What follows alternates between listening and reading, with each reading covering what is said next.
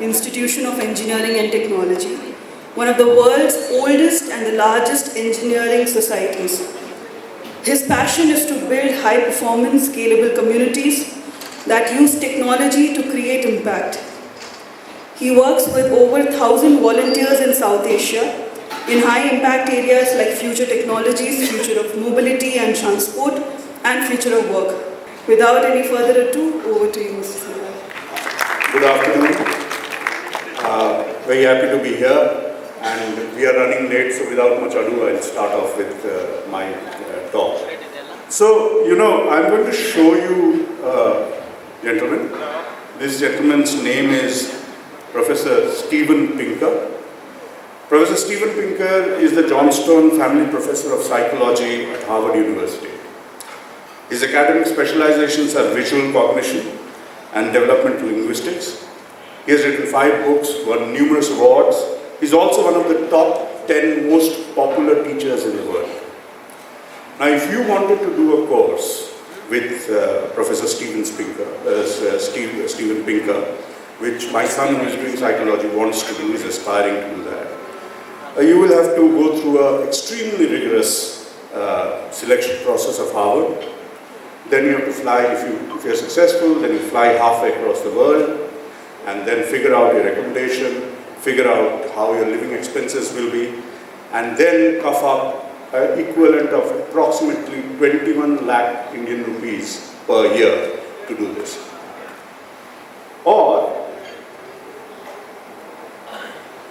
you can have CII Introduction to Psychological Science. My name is Steve Pinker. I am a professor in the Department of Psychology, and I will be your course instructor. What could be more interesting than the human mind? So there you go. You can sit at 1/10 of that cost at your home and go through the same course because of technology. And that's what I'm going to talk about a bit today, as to how technology is changing education and the future of education. Now, when we went to potential university graduates and asked them that what are the top reasons why you would like to go to a university to do a course? So the number one was degree. I want to get a degree. I want to learn and gain higher knowledge. I want higher income. Want better career opportunities. These were the top 4 things that most university aspirants talk about. Now, if you go and turn this around to the universities as to what they are doing around this. So most universities are focused on training students in core technical skills via face-to-face classroom sessions. That is how it has been for a large time, for a long period of time. Generations have gone into universities to learn hard skills in a curriculum-based, structured environment where everyone in the class studies exactly the same subjects in the same way. And it was done in multiple batches in a cookie-cutter system because it was supposedly efficient. It is based on lecture-based, instruction-led, it's en masse, it actually goes for everybody and you have to just make sure that you fit into it. Of course, there's an advantage. There's the social learning, the process of learning jointly with others, sharing in a campus, experience that you have when you work together, form groups, etc., and not just from books and lectures. So while the formal part of the university process is focused on these hard technical skills, the more hard to teach communication, social and contextual skills, creating work and working with others are all left and outsourced to extracurricular activities, professional development program, student clubs, and on-campus groups of professional bodies like the IIT. So I come from the IIT. I should tell you a bit more about the IIT at this point of time so that you understand the context that we are coming from. So the IIT, or the Institution of Engineering and Technology, we are the world's oldest society of engineers. We celebrated 150 years last year. Currently we are 151 years old. Our mission is working to engineer a better world, And we do that by inspiring, informing, and influencing practitioners, academia, industry, and society. And in this decade, we have decided that we will focus on 5 societal challenges: sustainability and climate change, digital futures, people-centric infrastructure, productive manufacturing, and healthy lives. And we will do this using the expertise that we are building or have built around engineering excellence, skills, learning and networks, research solutions, thought leadership and policy, and education. Now, let me bring you back to the conversation that we were having.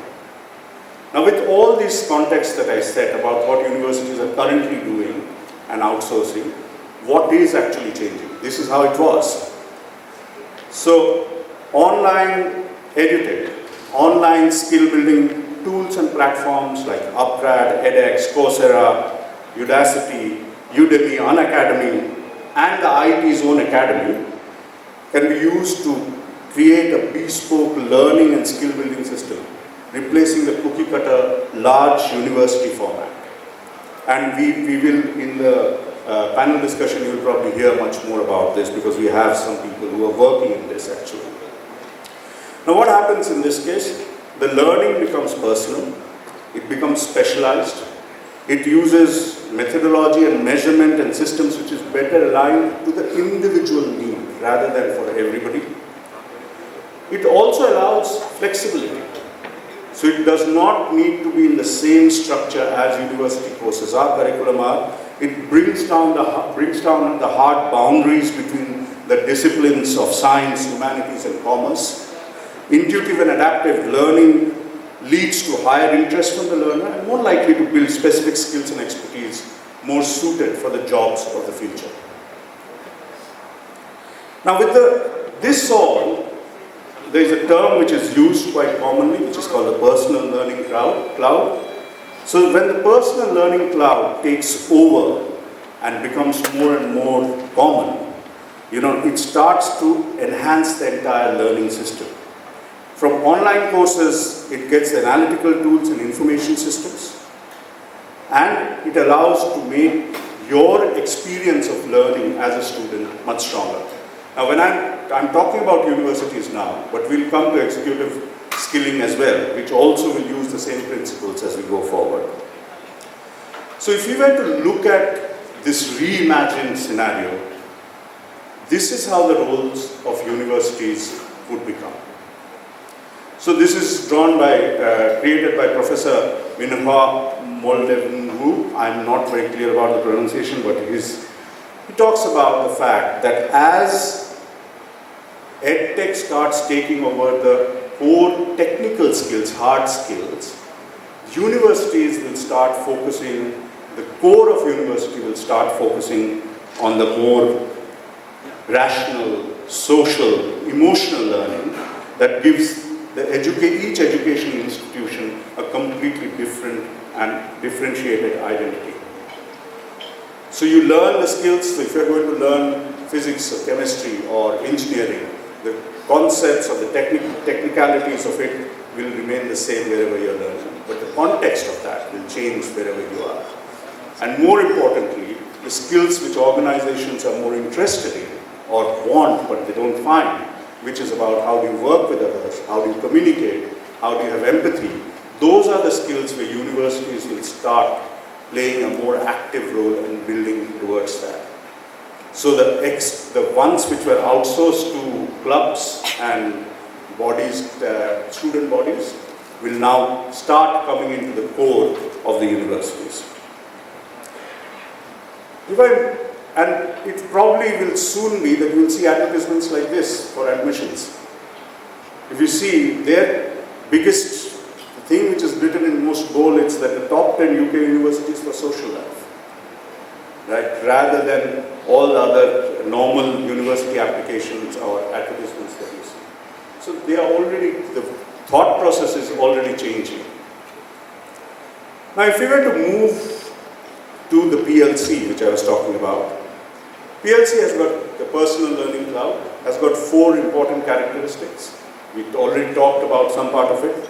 The learning is personalized. It allows you to pursue it at your pace. at your kind of media that you are used to, your particular learning style, and your work environment. Also what it does, it allows you to track your learning behaviors and outcomes, both from an individual as well as an organization or a university side. And that allows universities and organizations to commission modules and content that on the fly to match the evolving needs. So you are building curricula, changing curriculum much faster and adapting to the needs that the industry or the students are looking out for. It does not take the amount of time that it currently takes. We have also shown that when learners collaborate, then learning is the best, both from the term of knowing how to do things and knowing what to do things. So it is social in nature. The PLC also allows you to build this whole society, kind of socialized learning environment which allows you to collaborate. But what is very important is that it allows you to measure and track the collaboration. We talked about the contextualization of learning. So if we are going to teach a certain set of skills here, it makes sense to contextualize them for this part of the world rather than giving examples or context which is from somewhere else, and vice versa. So the personal learning cloud allows you to build that into the way you are learning and the way it's built. And finally, one of the things that we noticed when we asked students what they're looking for, they said a degree. So one challenge which has always been worrying people going on the digital learning speed is about how do I make sure that it's validated, it's certified. So as the measurement systems become more robust, then organizations start embracing this whole system of having focused learning, personalized learning, then certifications and micro-certifications will start focusing on those skills which are important. This is something in process, but over a period of time, instead of having a degree which teaches you a whole bunch of things, you might go into a specialized set of modules which gives you skills, certifications and micro-certifications which are suited for the kind of work or the career that you are looking for. And again, a PLC allows you to track it, measure it, verify it. Blockchain and distributed ledger systems allow you to do that quite well. Now what's the risk if you don't take this all on? What happens if you decide, oh, this looks too much in the future? We will see when we come to it. Okay. What is happening is the lecture format versus the personalized power of the PLC. So you run the risk, especially in the post-COVID world, that the most skillful of your lecturers will have to compete with the personalization power and efficiency of the personal learning cloud. Universities will have to now start looking actively at changing the learning experiences that they provide and invest in technology to do so. Indian universities in particular will also start realizing that the internet and the democratization of the cloud will soon take away the safety net of the geographic bubble. So, I'm the best in my street will no longer work.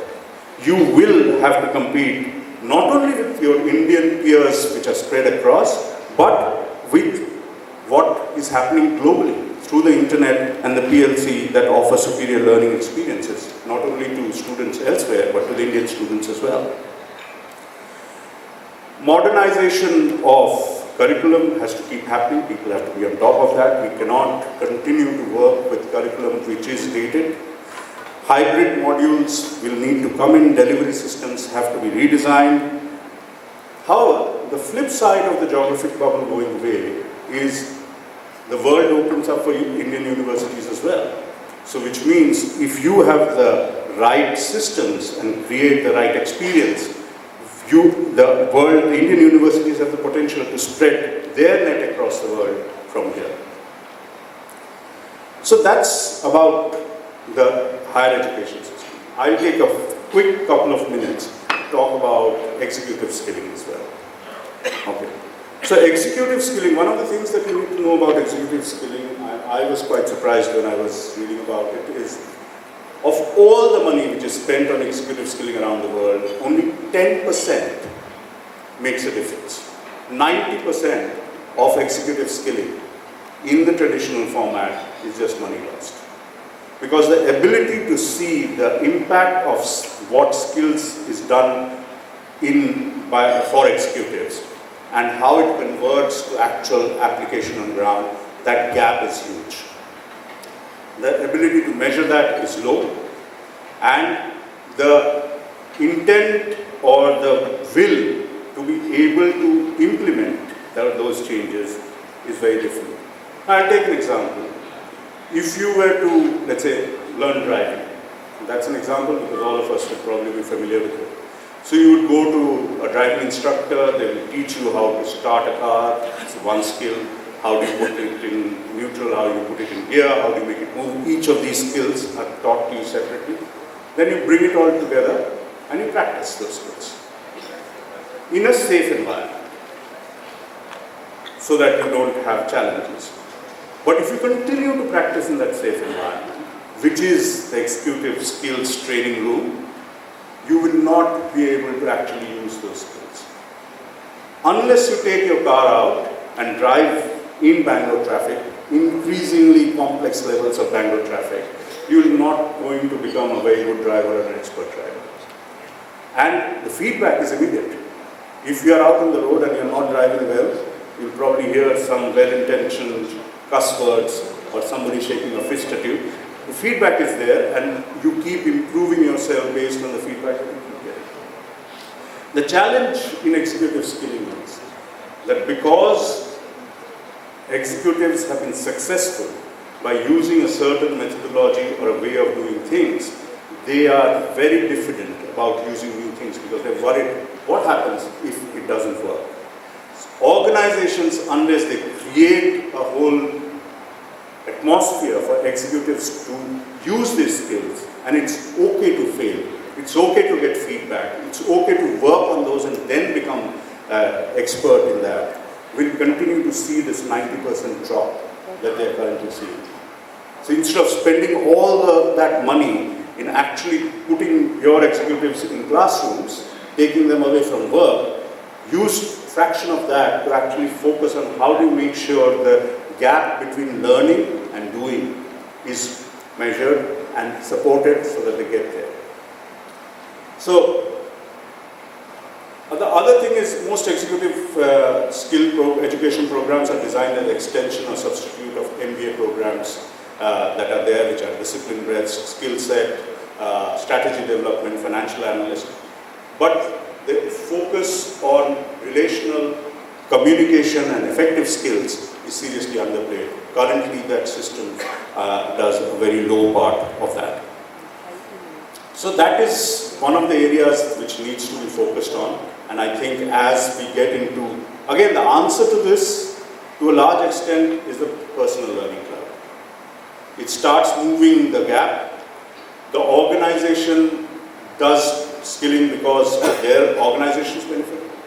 The individual is doing the training because they want to learn better or have better career prospects. And sometimes the investment that you do in these executives is not works out well because they leave and go somewhere else.